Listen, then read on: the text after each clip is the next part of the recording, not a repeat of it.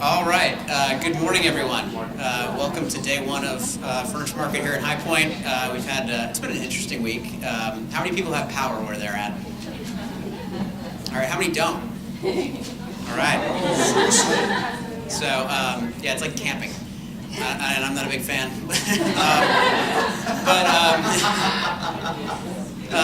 I thank you for coming here today.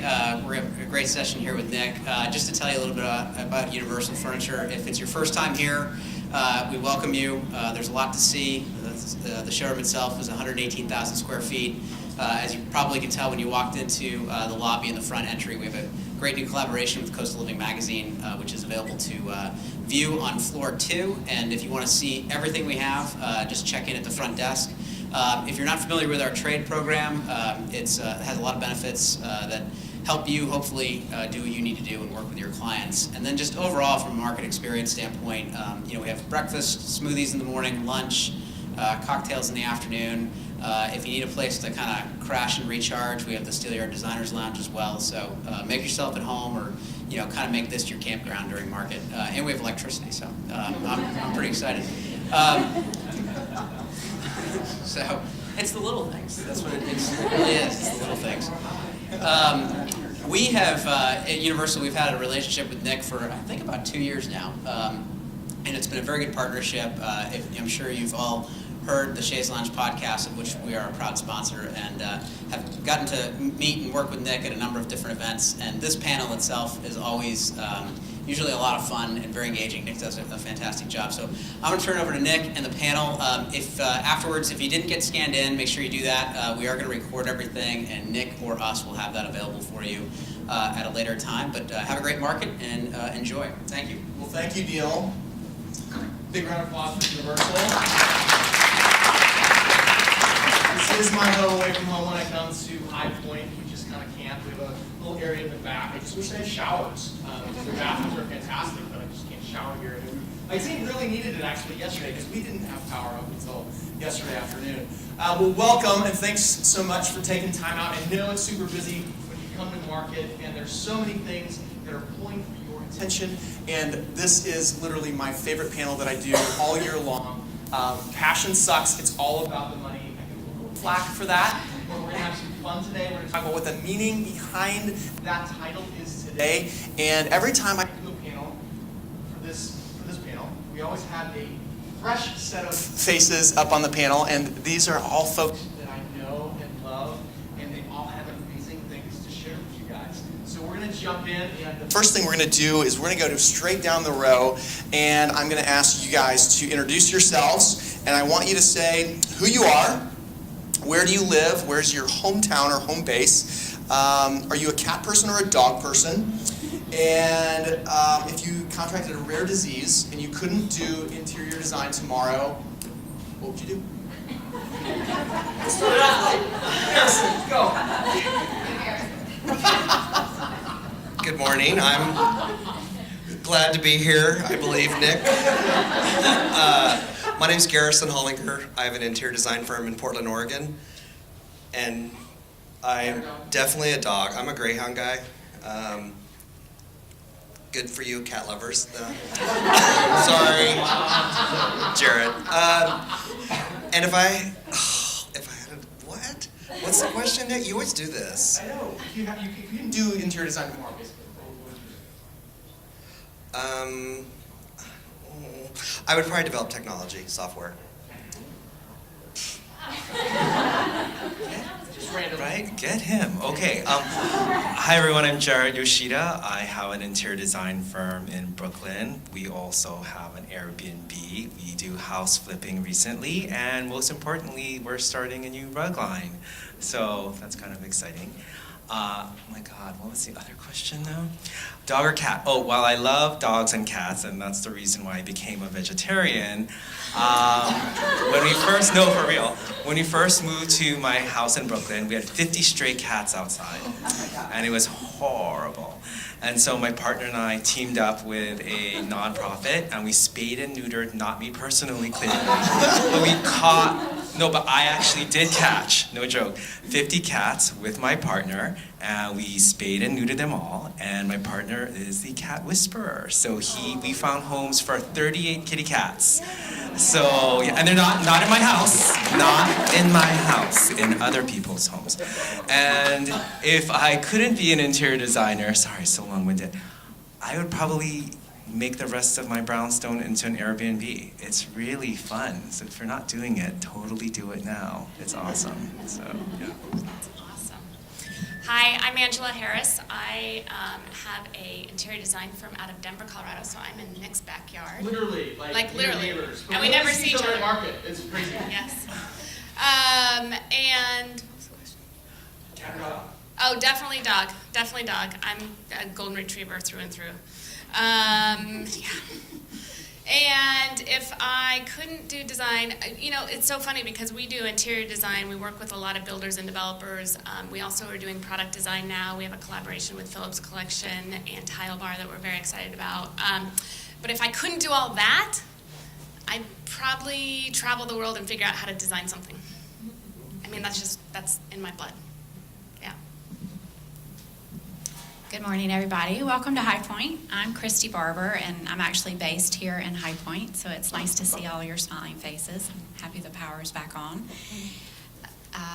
Cat or dog, I'm definitely a dog person. Yellow lab for sure. And what I would do, I think I would probably have to say travel blogger. Travel is in my blood. I have a wanderlust in my soul, and I love to write, so travel blogging.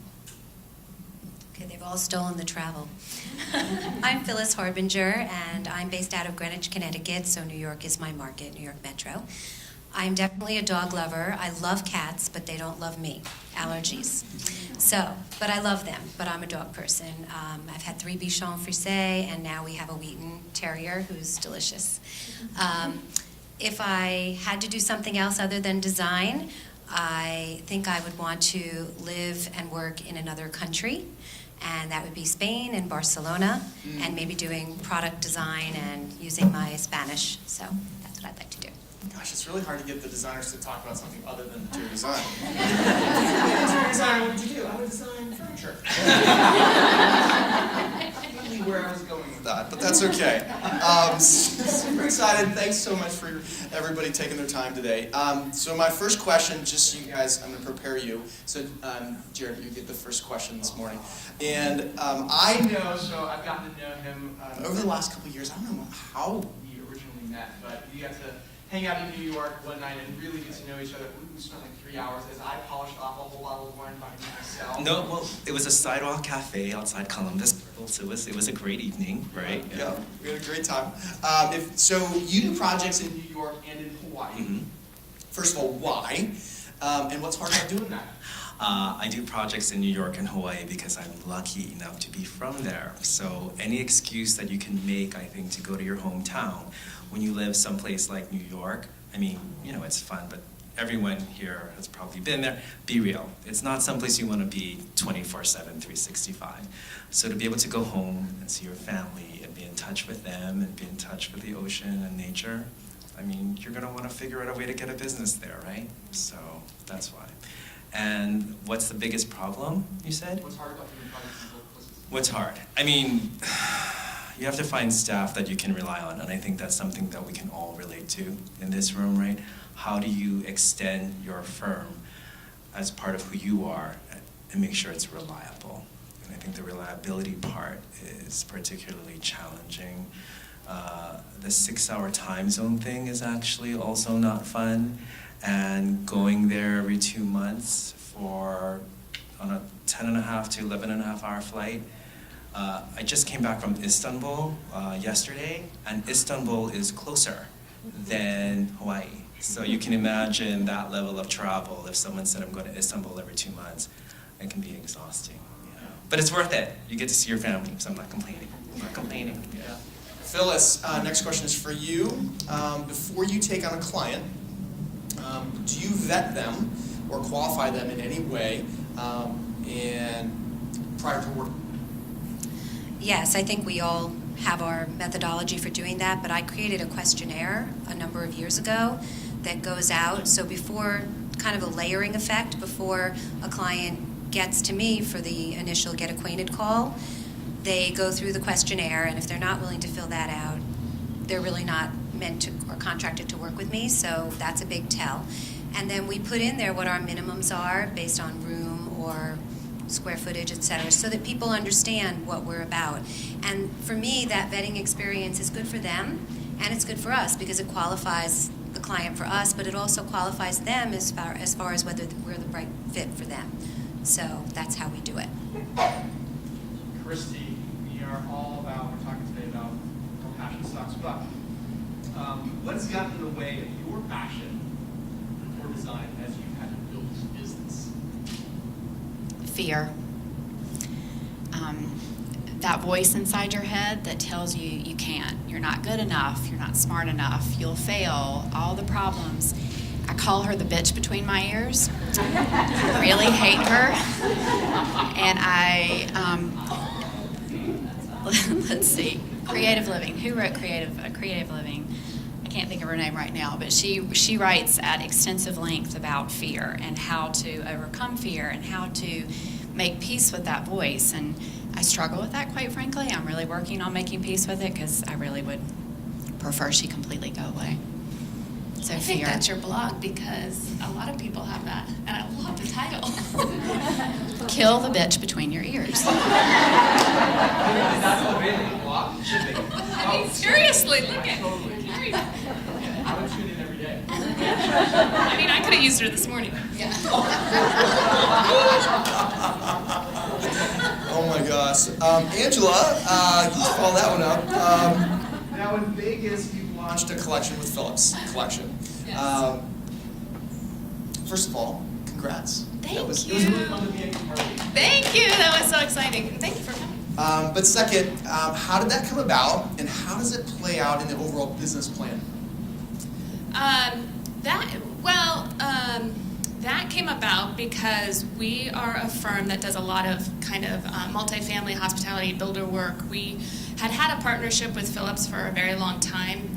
We were a really good client of theirs, and we went to them doing custom design stuff. We were like, no, we need this, we need it in this price point, we need it this scale. A lot of our projects are more hospitality and scale. And so Mark Phillips and Jason Phillips were incredible at working with us on these customized pieces. And then one thing led to another, and they were like, we should make a line out of this. And I was like, let's do that. And so that was just a beautiful opportunity that we were very, very grateful for. And we've had great reaction to the collection, so I'm so excited. And the great thing, and to answer the second part of that question, is the great thing about this whole collection for our firm is it just gives us another revenue stream. So it helps us to diversify the firm, especially since we are so focused on builder-developer work, which obviously leads into the end consumer, but we rely a lot on what's going on in the market and what market conditions are. So to have an extra revenue stream and diversify the firm in that way makes us a much more stable firm. Phyllis, we're going to come back to you. We've talked, Phyllis has been on my podcast quite a bit, and we've talked about tech tools on the podcast. What are your favorite tech tools, and how do you leverage those in your business? So a couple of my favorites are Cora, if anybody knows Cora. It's a platform online where you can create presentations, budget. You can even transfer them to, if you're a QuickBooks user, they have a QuickBooks module that you can use. I don't use that, I use Design Manager. However, it's a really wonderful way for you to collaborate with your clients. You can use it on your phone, your tablet, or your computer. Our whole team can go in. We don't have to have anything with us. We can just go and look at all of the specs that we've got on Cora, and your clients can go in and like things, downplay them, give comments, ask questions. So we found it to be a really great tool, and I know it's gotten me projects because I've had clients that tell me afterward that one of the reasons they hired me was because of the technology that I talked about during my initial interview. So I highly recommend it. And then I've got two new ones that I'm in love with. One is called 3Dazer. They just won a major award, and it is a new measuring tool. It's a laser, but it's so much more than that. And it has an app associated with it that builds the room in elevation or plan. So if you're interested in it, there are codes that I can give you so you can contact me offline because they're amazing, like really cool. I'm so involved with that now. I love it. And then another one is Data Color, the color reader. Have any of you heard of that? So it's great. It's lightweight. You keep it in your bag. It has an app also. Let's say you're looking at carpets. So you can take the color reader to your fabrics, and if you don't have something with you and you see a fabulous rug, you're going to know whether or not it's going to work. So both of those new tools have really been in my toolbox lately. And that last one, I'll just say, they are one of my sponsors, but They're awesome. they match over to any color paint manufacturer's desk. So it's not, I think Sherwin-Williams has one, but it only does their deck, and the color reader does all of the different manufacturers. So, Yeah. Angela, how do you maintain your passion for design while working with demanding customers and doing the daily grind? That's actually one of my favorite parts because I love the relationship that we have with our clients, and so I stay involved with our projects literally from start to finish, and that can get very challenging as your firm grows and you take on more work. So I have a natural passion for design itself, but I would say that I'm just as passionate about building the relationship with our clients. And in fact, I say we measure our success. There's a ton of amazing designers out there, and we are friends with so many of them. And there's so much great design out there. I don't think that's what sets us apart necessarily. It's the relationships that we have with our clients and with each other within the firm, I think, is really special. And so I always say we kind of measure our success not on the design that we deliver, because we're always going to deliver amazing design. It's when our clients come back to us for multiple projects over and over again, because that means they like the experience as well and they appreciate the relationship. So that's how we stay passionate. Garrison, how did you get into owning an interior design business? Oh, that question. I like that one. You do. I suffered a unusual life-changing event. In 1999, I was in an accident, suffered a brain injury and a spine injury, and you want me to tell the story? Is it okay? Okay, short version, I'll hurry. 5 years, excuse me, thanks. Because Jaret likes to talk too. 5 years of rehab, learning to speak, walk, read again. And one of the therapists, and so my background, by the way, is developing technology for a large retailer, so that's why I still love it. But my eyes weren't functioning. I still had a lot of problems processing, and so they were going back into my childhood and trying to ask me, what hand skills did you, how did you grow up? And I'm from Kansas, from a farm, and all that. And then finally they're like, wait, so your uncle's a custom home builder and you used to go help him? And I'm like, yeah. And so they would take me and I would work in my garage 1 hour a day trying to hammer a nail into a board, right? That eye-hand coordination. And from that, then they brought in a Voc rehab person and they helped me remodel my bathroom. And so from there, my husband and I, we learned how to rehab houses, and so we started flipping houses in San Francisco. And then part of the recovery, because I didn't tell anyone during the whole time that I was sleeping 16 hours a day, taking naps, trying to refresh, and it was just kind of a secret, I thought. A lot of people knew. But they said, you need to move. You guys need to move to a new location you've never been and help your brain really start. So I moved to Portland, Oregon, and my neighbors turned me into a photo scout in 2007. We had redone this house, and then it got published 7 times. And then neighbors started calling, asking me, will you help us with design? And so in the fall of 2009, I started an interior design business in my attic. Oh my God, I love that story. Yeah. So I'm going to back up a little bit because I actually missed a note in my list here. So we're gonna go back and we're gonna do a snapshot of all of your businesses. And I actually want to start with Garrison because that helps you kind of continue the story a little bit, because he's gone from not being trained in interior design, working from his attic, to what does today look like for you? Staff, what kind of projects? Sorry, I just got chills. It's I forget until I say it, right? Like what's happened. I feel like I'm still in my attic sometimes with a couple people. We have 35 staff members, architects and designers. I didn't know, I had no idea that there were 7-figure design fees available, and so we have those now. I have chills. It's crazy to think about the hotels and the multifamily work that we're doing all over the country. Yeah, when I first interviewed Garrison, you were on like show 25. He was only doing high-end residential. I mean, not only, but that was your focus. Right. And then I interviewed you again, and you were doing multifamily. Yeah. And now we just had you back on the show. Now you're doing Vale, Four Seasons. Yes. Yeah. Yes. Yes. Yeah. So let's just Thank go down. you. We'll go down the road, and everybody give a snapshot. That was so inspiring, right? I mean, wow. Thank you for sharing that. Seriously. Oh my God. Wow. Okay. Jesus. How do you follow up that? Okay. So, and much more banal. Like you, I do not have a degree or an educational background in design. I think it was one of those things that it was meant to be. I used to fundraise for the Smithsonian and Vice President Gore and Senator Bradley, HIV, and I realized helping other people was not as satisfying as it should have been, which is kind of an awful thing to think, but it really wasn't making me happy. And I moved to New York, and my partner at the time said, "You need to live there. You don't belong in DC." And he was right.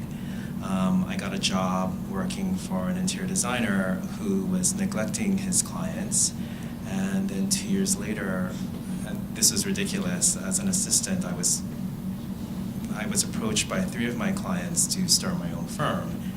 And they were the head of W Magazine and Women's Wear Daily, the head of Isaac Mizrahi, and Calvin Klein's personal spokesperson. So it was, 2 years assistant, no background, was kind of a joke, but here we are.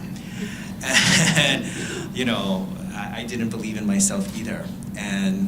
But I've learned in therapy to try not to kill the bitch in my head, but instead to try be nurturing to my young inner boy, which is ultimately, right, because what I've learned is like being harsh only will get you so far, and at a certain point being nurturing, and for those of you who are parents, which I am not, I only have 4 cats, it is more helpful to be nurturing than to constantly be telling them what you're doing wrong, right? So I've been trying that, and it has been effective to a certain point. So until really, and I'm a very slow learner, for 14 years I was sole practitioner, and that was so ridiculously challenging. And I finally decided, after a lot of support, right? Oh my God, what am I doing? This is like fucking insane. And, working 60-hour weeks, not taking vacations, not having fun. I'm sure people here can all relate to that, the overwork.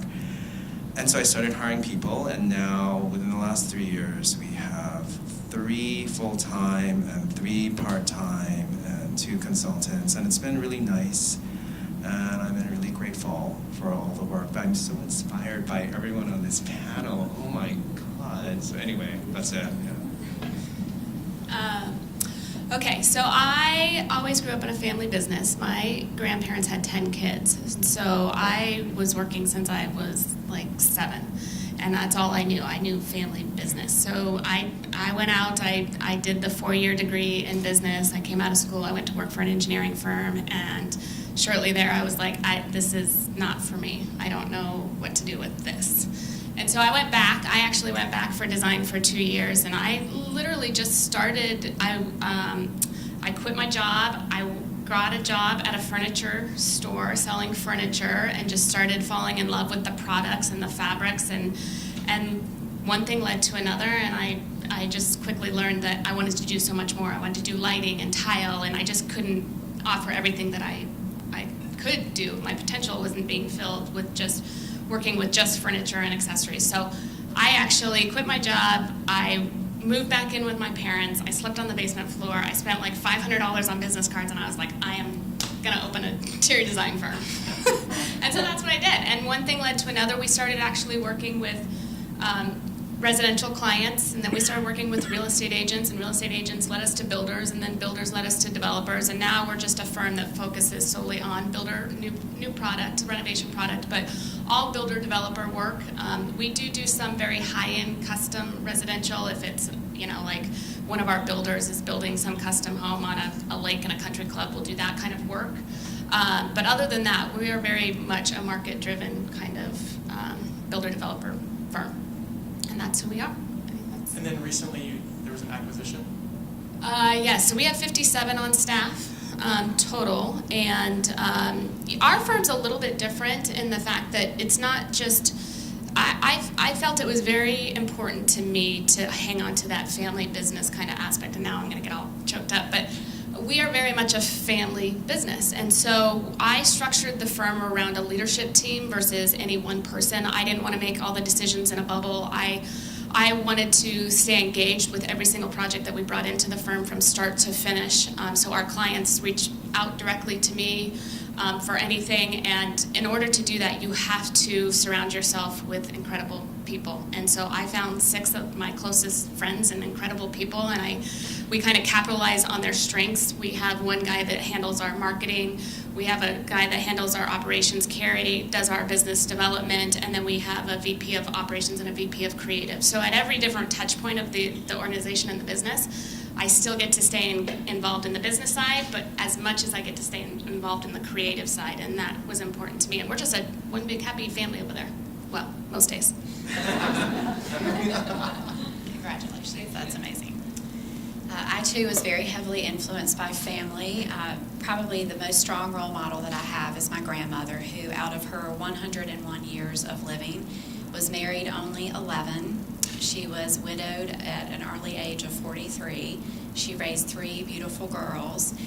She loved travel, which is where I get it from. She visited every continent on the globe. She did all of that on a nurse's salary. So she had such a tremendous influence on my life. After I graduated from design school, I went to work in a couple areas in the field, and at the really seasoned age of 26, decided I wanted to start my own business. And thankfully, a couple years later, my business partner joined me, and she's great because she fills in all the gaps. We fill in the gaps for one another, and that's made a big difference for us. We are now a team of 13, and we're continuing to grow. We have 12 amazing, beautiful, and talented women on our staff, and then 1 really patient guy. We're hoping to have more, and we too have a trajectory for growth, and we've built a leadership team, and I want to be involved in everything from the design to the business development and the lead generation. So I love all aspects of the business, and I'm trying to find a way to make sure that I can stay in that too. What do you guys focus on? What area of design? That's a great question. We're actually really diverse in the fact that we do a lot of commercial projects, but we also do a tremendous amount here in High Point and in Las Vegas. We do showroom design, and then we do some luxury residential, and we do a lot of education work. So we've got several different channels of business, and that keeps the engines running all the time, which is great. So I have a little different story. I too went for a 4-year degree. I was told I should be a doctor or a lawyer. That really didn't work out very well. And I was my creativity was singing. That was it. So I never drew anything in my life. And then one day I did an apartment. We sold it and tripled what we paid for it in a year and a half. And I said, ding, ding, ding. So I went back to school and fell in love with design. And when I graduated, I started my own firm right away because of circumstances with being divorced and just getting thrown into the wolves. I don't recommend that. But it was what happened. And so I had different staff over the years. I was sole practitioner for a little while, high-end residential. And then I brought in team members. And I also, very early on, before there was a word called virtual, I had a virtual team of people that were working with me as well. So I built that and loved it, and it was amazing until 2008 when we had our last recession, and all of my clients were investment bankers and in that realm. And I really started to rethink, and the passion wasn't there. It is all about the money when you need to support yourself. So I started thinking about other things and revenue streams, and I wrote a book. And And from that book, launched a second business for design strategy and coaching and speaking all over. And so that's really been where my passion has driven me. I still love design, and I have a team that supports me in that. But after 25 years, I'm really loving this new challenge in my life and embracing that.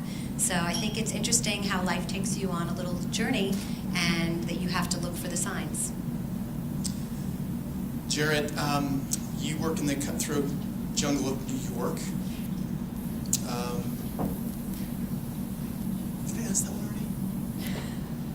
No? Okay. Sorry, it just sounded too familiar. What have you been doing to make yourself stand out, to be different than the other thousands of designers that are in New York? That's a really interesting question. Honestly, when I think about New York, and again, I think everyone who's been there, it's so insane, right? And everyone specializes in something.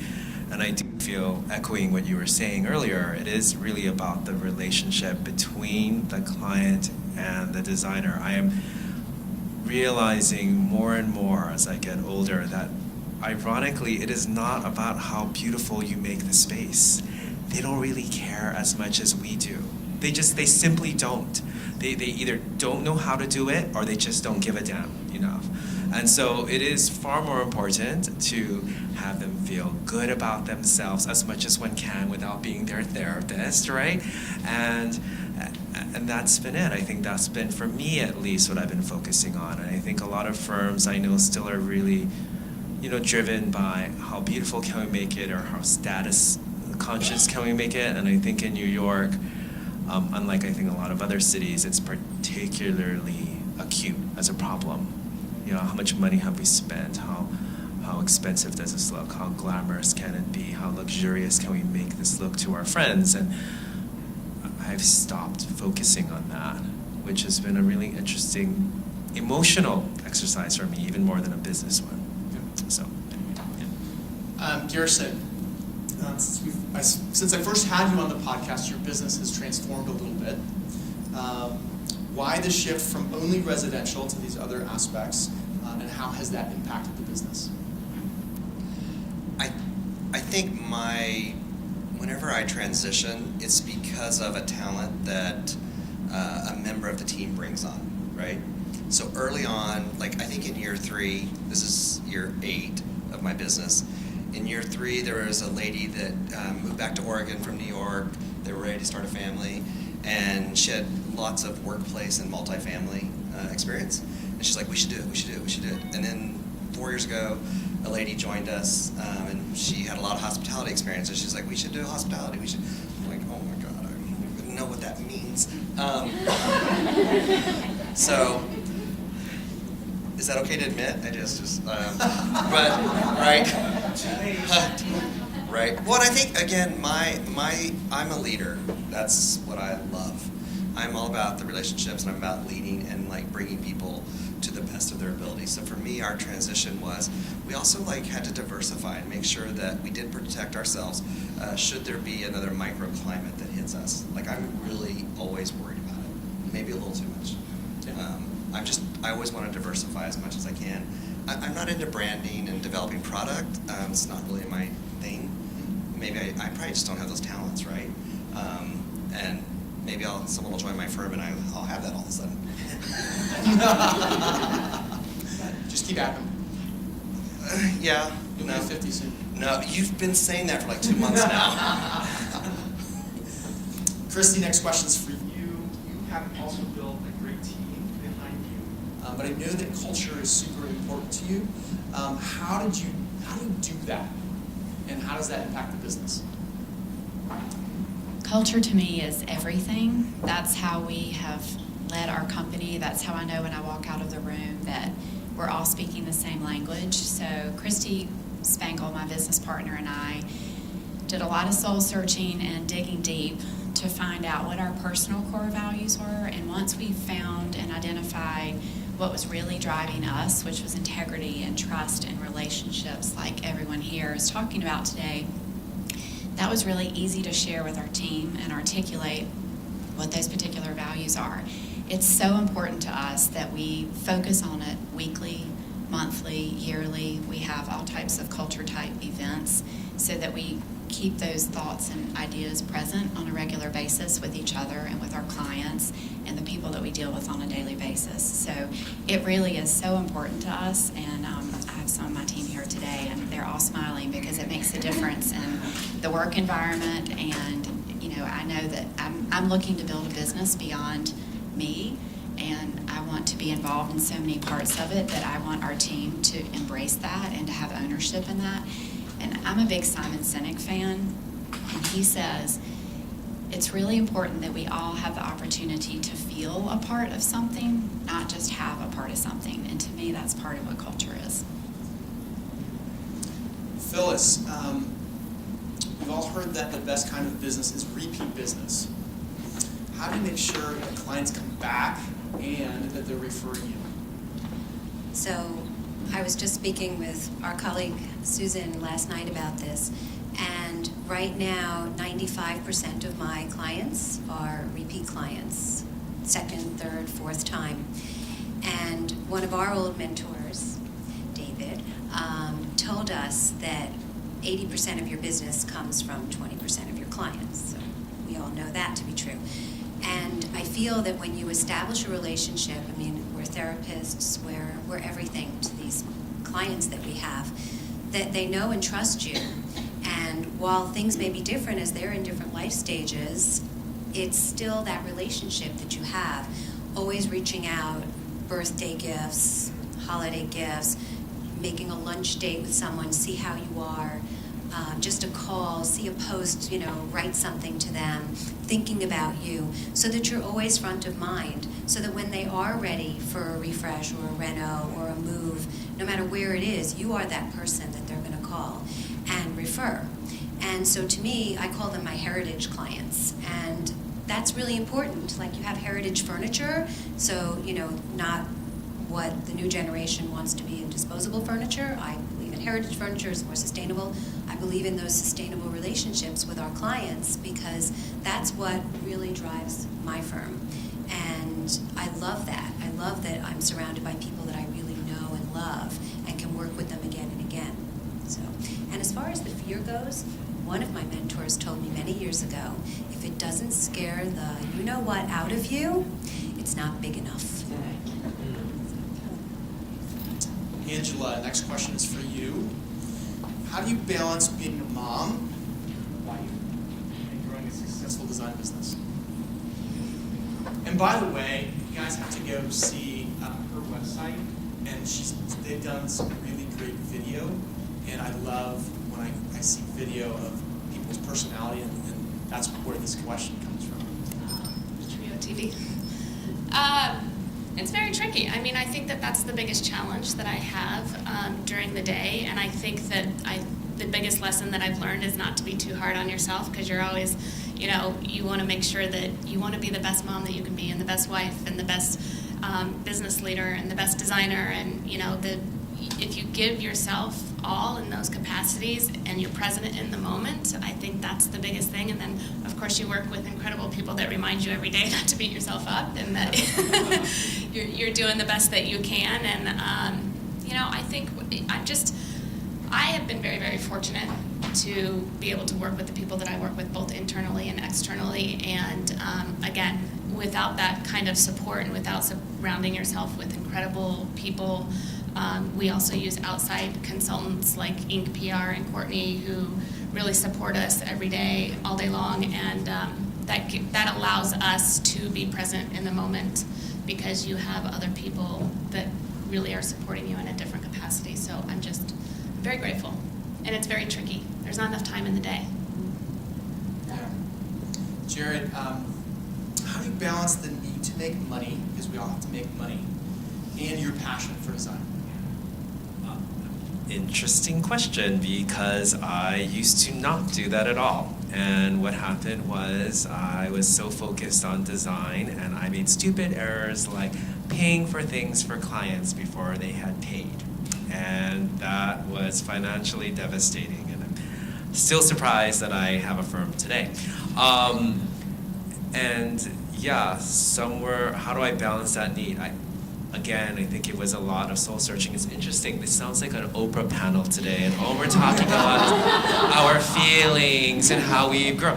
But it honestly was about starting to value myself more and realizing that, yeah, I love design. I think we all love design, but we have families. I have a sick partner who's a 9/11 fireman, and I realized it was going to be a decision between my millionaire clients getting things faster and potentially not paying me, or me affording to send him to Hawaii for 7 months out of the year where he has to live. And that's a pretty huge wake-up call when you are like, whoa, I have to make money. I have responsibilities, and you guys have families, it sounds like, and children. I mean, there was that realization that I have responsibilities beyond me just making something pretty. Garrison, next question's for you. I've heard you talk about simplifying the design process. How do you do that when there's so many moving parts? I think, great question. I think because of my just operational systems background, that I really believe that things in design can also be batched. And so I'm very compartmentalized in our firm. And so we hire specialists. And so even though I have individual teams that may work on the interior architecture, I only have one team that will always work on the FF&E. And so no one on a commercial or hospitality team or a residential team is really allowed to pick their own fabric or wallpaper. They actually take a member from the FF&E team, and now that they go into that pod. And so by compartmentalizing that, we have found that they're much more knowledgeable, they're quicker, they understand budget. Because our whole mantra is affordable, livable, practical. And it has to meet those three things. And so by having specialized people, we're actually able to batch it. And then also we don't allow the designers to do any procurement. They're not allowed to price, they're not allowed to get CFAs. So I have a procurement team that does that. And so they're much more efficient, they're really great at making decisions. And so today, the team that's out here with me, they're not allowed to pick up a new line until it's vetted by the procurement team. They don't always like that, but it has to be vetted. We have to make sure, what's the FOB and what's the frame. There's all those operational pieces that I take on to help manage and set up for them. And so then it's easier to make money. Yeah, there's a profit line here. Right? And a lot of times when you're in the middle of design, I don't ever want to harness the designer too much to where they don't get to do their job and do all this amazing work that they want to do. I'm the same as the rest of the panel, that I love to be involved in our design. So I start off with the client, I come up with the big ideas, and then I hand it off to a team. And then I'm very regimented, right? So Monday and Tuesday, there's no client meetings. That's internal days only, and I review every project. And then Wednesday, Thursday, Friday, that's when you get to have client meetings. And so because we have that structure, it moves us through the process and no one's ever let down. Kristy, next question's for you. What led you to diversify? And where did you start and what did you diversify into?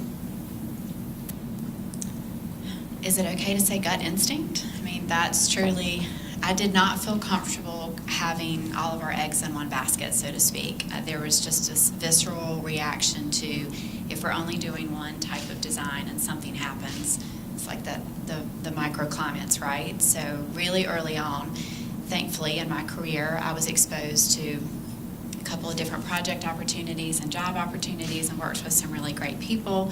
And so that expanded my horizons. And when we decided that we needed to do more than just showroom design, because that's what my business partner and I were on at the time, we tapped into those resources. So we're very fortunate. Jarrett, what advice would you give yourself if you could go back to your very first year in business? I am going to sound like a broken record again, and it is about believing in yourself more. And every single one, I'm thrilled actually to be in the same shoes as all of you who are doing so well. I wish I had really told myself, you know what you're doing, you have good taste, your clients love the work that you do, and stop second-guessing yourself. I mean, when I think about the energy I spent second-guessing myself, whether it was with clients, right, or even from business decisions, my God, I could probably have cloned myself or something really fun. Yeah, I would tell myself to believe in myself more. Yeah, and it's still something, actually, just to be clear, I find myself having to tell myself every so often, like, you're still around, it's okay. Yeah. I think everybody deals at some level of imposter syndrome, like that we're not good enough, we shouldn't be here. I mean, I've seen, really? Oh, that makes me feel so much better. Okay. Let's be real, right? yeah. Great. Angela, what is the hardest thing to do to make sure your design firm is profitable? The hardest thing to do to make sure that we're profitable. I think a lot of it goes back to culture and making sure that the people within the organization are happy, and because we find that, you know, when our people are happy, they believe in the process, and when they believe in the process, it leads to more profit. I think that, you know, early on we put together 5 core values, and it was creativity, collaboration, connection, which we thought was huge, consistency, so consistency in the process and how we're doing things so that we're efficient, which leads to profit, and capitalizing on everybody's strengths. That's another big thing that we do in our organization is we are constantly like shifting people around to fit on different teams, and we really believe in capitalizing on everybody's strengths and leaving the rest behind. So I think that's what makes us profitable. That and me watching the numbers like a hawk every Monday morning.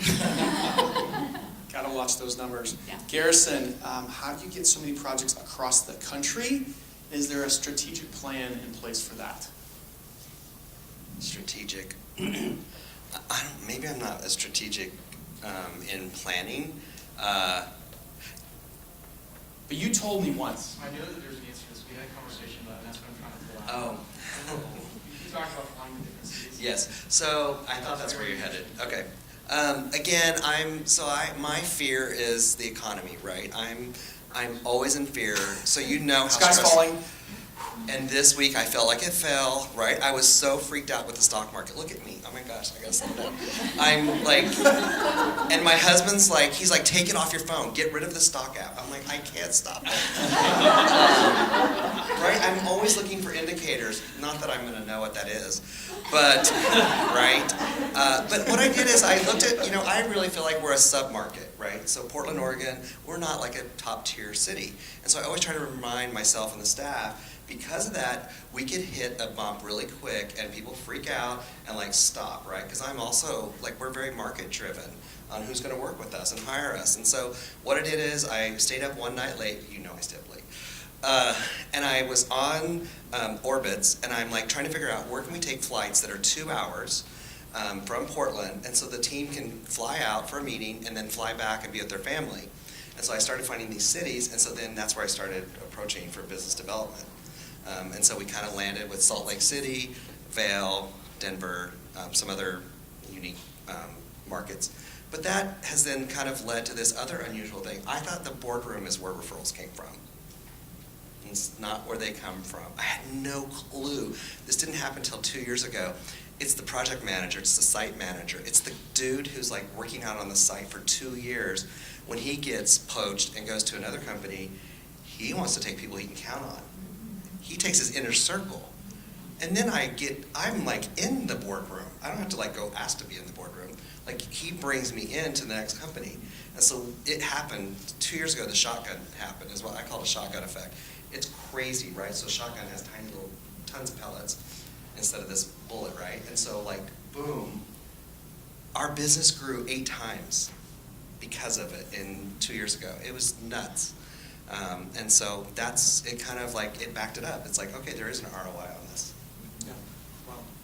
Well, Phyllis, how do you price your services and why? I know you and I have had lots of conversations We about have. this on the podcast, and I know it's a very hot topic for designers. So I have a different model that I kind of grew up with as a designer from my mentor. So I've always been cost transparent before it was in vogue to be cost transparent.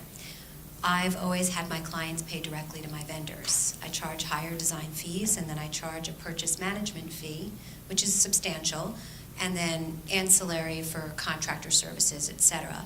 But I've always found that works for me because it makes my bookkeeping incredibly easy, because those payments are not going through my books. It makes tracking orders just about the order, which we're doing as part of our purchase management fee. But our clients pay directly to our vendors for the goods, and then they pay us once a month by bill, which is much easier than every time something goes out. And so we bill once a month for everything that we've managed for them. And then we bill our design fee right up front. So I have that already established. And we're 100% whole before anything is shipped to a client. So they're paying us 100% upon order for our design fee. They're paying 50% if it's furniture to the vendor and 100% if it's materiality. But that's always been my model. Now I started to do something with a hybrid for younger clients, millennials who really want to use designer services, but they are not so interested in our resources per se. They're also interested in doing some things themselves. So I came up with another model where I charge a flat fee, a design fee, which is substantial, depending on how many rooms are involved and square footage. And then I give them a set amount of days that we shop, and we prepare all the plans, elevations with one revision. After that, it's charged hourly for any other work. And then I give them, on Cora, we put together 2 options for the different things that we're going to recommend for them, which they can buy or not buy. And it's working out to be amazingly successful. I don't have to be there and deal with their deliveries and things that go wrong, because that's not that business. My other business for sure, but with this type of service, it's easy and the profit is incredibly fabulous. So it might be worth exploring. We're going to get into, I'm going to open the floor for questions in a minute, but I have one more question for Kristy, so I just want you guys to be thinking of questions that I have. I have a few minutes left. But Kristy, systems are super important. And what are 1 or 2 systems that you use to make sure that the business is successful? Let's see. I feel like we have so many systems these days. My brain just literally went blank. It's called brain market overload, I suppose. Well, one of the things that we do on a regular basis is our entire design project, which I'm sure you guys are very similar to this. It's a systemized process. You know, from the time we do client onboarding to the first meeting to what we present to how we present to the documentation that people get. All of that is a very systematic process, step by step. Everybody on our team knows exactly what to expect. And when we do our onboarding meeting, we talk to our clients about what to expect so they know what's coming as well. And we've even documented that and give that to them before they sign on board with us, so they even see in writing what to expect and what next phases are. And then the other thing that I would say that we've really just implemented, and it has been so fantastic for us, is the EOS system. And so it's Rocket Fuel. For those of you who have read Rocket Fuel, my business partner and I are both very much a classic textbook definition of visionary and integrator. So we were a made-to-match marriage before we even knew it. And we've embraced that system, and we're implementing all of the EOS systems, meaning the quarterly meetings, the yearly meetings, and our entire team is embracing that as well. And it has been a game changer for us. I'm excited to see where it's going to take us the next couple of years. Yeah, it's a great book. Highly recommend it. If you haven't read that book, read it. I was recommended when you and I had dinner to read that. I read it this summer. So I'm going to grab the other microphone. There's 2 up here. And what questions do we have for the panel? Anybody? Hi, my name is Francis. I'm at the point in my business right now where we feel we need to be seen from a higher end audience. It's just our clients are not getting the audience that we would like to have.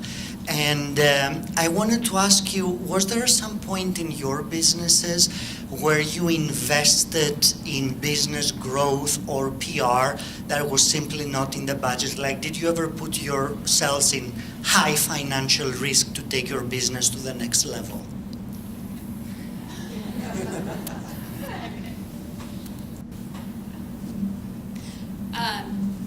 Yes. I think we, time and time again in our firm, have taken a lot of risks, and I think that we, as a result, we've had a lot of rewards. But honestly, I'm kind of joking when I say every day, but I'm kind of not. Like, literally every single day, you kind of put the fear aside, and we've not only invested an incredible amount of time, but we've invested financially, both in external consultants and invested in the people within the organization over and over again. And I think it's just something that you have to do if you want to grow, if that's part of your strategy. For us, we made a very solid commitment to have an aggressive growth strategy, and it's allotted us to be in a position where we can acquire other design firms, we can use outside PR companies, we can do a lot of different things, but you have to make the commitment and you have to be able to control the fear. I'll just add to that, we made a significant investment in marketing as well and PR, and we did that because we made the decision that we wanted to grow. And I think the question about growth for all of you is really, you have to understand your why. Like, why do you want to grow? And once you know the answer to that, you may not actually find out that you want to grow, but once you know the answer to why and you want that growth, the PR and the marketing is such an important part of it. It's our storytelling, and it's how other people find out about us.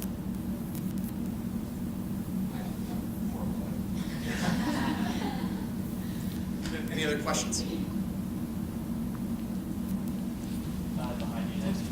Oh, was-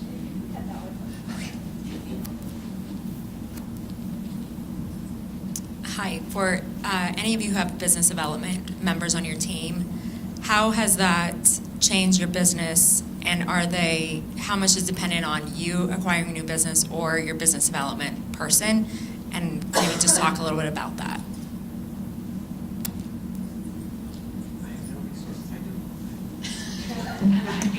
Yes, but you just moved somebody into that position. Oh, we did, yeah, but I don't have the example of it. No, go ahead. Yeah, I would say that's another area that our firm, again, has been established by a leadership team. So we're very conscious to capitalize on people's strengths, and we kind of stay in our own lane. And Carrie Furman, who does our business development for Trio, I mean, we couldn't operate in the capacity that we're operating. We couldn't grow in the way that we're operating. She's very uber focused on relationships and new sales and business development, and I'm lucky enough to go on some meetings with her, but outside of that, it's her show, and she comes up with a strategy, she executes, and she's an incredible asset to the team, as is everybody on our staff. So in our firm, we regard it as a very important component of our business because of the way that we have scaled and where we're going. We couldn't do it without a business development person.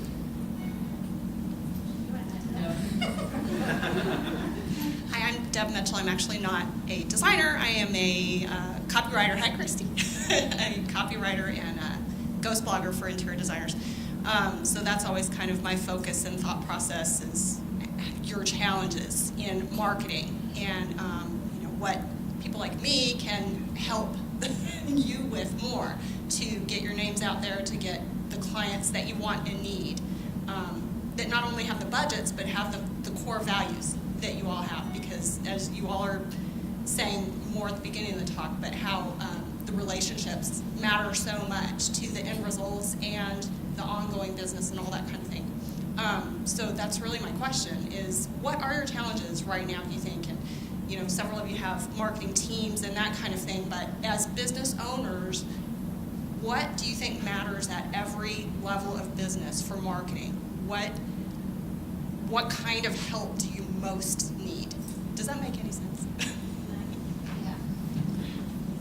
So I have what I call a marketing pie that I use, and it has various things, and you're supposed to do something for marketing every single day if you really want to be successful and move it forward. And part of it is reaching out, whether it's on the virtual side of editorial or the print side. Both of those are really important to the growth of your business, getting that exposure and having your name get out there repeatedly.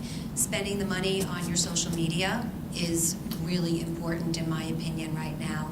It builds more awareness. It's not as measurable as other things that you might do, but creating that awareness actually trickles down to the realization of new clients and whatever aspiration you have in that field. So to me, I think having those relationships with editors, with bloggers, with writers is really, really important for you as a part of the marketing pie. But you've got to really be focused on multiple aspects and not just one.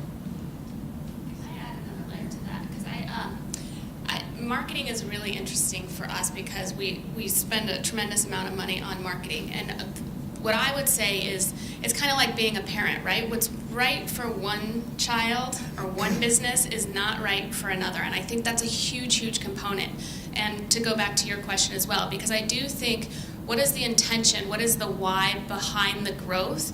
And I think where people get hooked up a little bit on marketing is they just kind of take it off the shelf and they say, oh, this is going to work for our business. And in reality, every business is different. And I think the natural instinct, too, is as you grow and as you scale is, oh, we need to take on, like a client will come along that is not a good fit, that does not fit within your core values, that wouldn't really be a good partner for you as a firm, and your first instinct is to take on the business. And we have gotten really good in our firm to identify who our target market is and to stay within that target market because that's what we're good at. Yeah. I would add, I talk to a lot of designers, and I hear them complain a lot about their customers or their clients because they're too price sensitive or something like that. And I always think, well, you're talking to the wrong person then. You've got to know who that target market is, and you have to talk straight to them and get in front of the right person before you have that opportunity. I agree. I just want to add probably a different spin. I feel like the thing that's the hardest for us at every level is CRM, right? It's just so difficult to make sure that every level of the vetting and trying to make sure is this the right fit for us if it's a non-referral.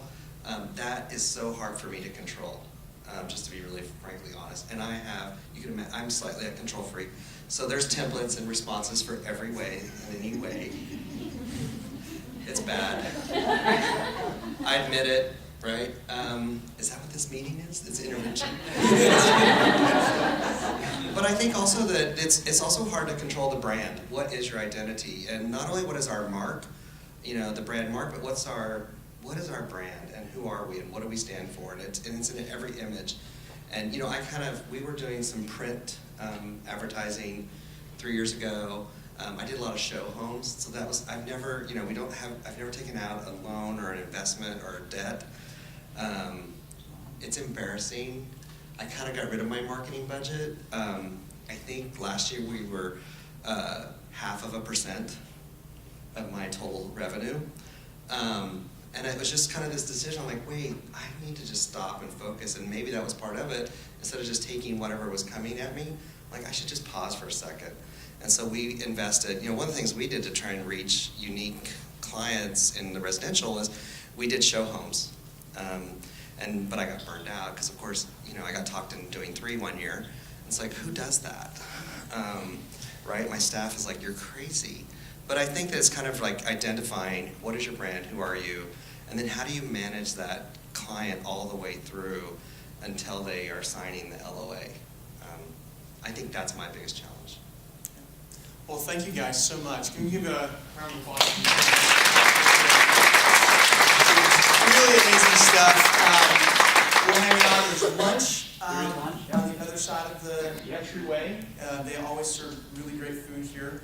We'll hang around for some pictures. And thank you so much for taking the time out of this very busy day. And please, if you've not listened to the podcast, it is the Chaise Lounge Podcast. You'll find that in iTunes and Stitcher.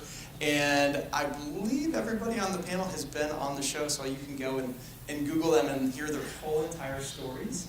And follow us on Instagram. Thanks a ton.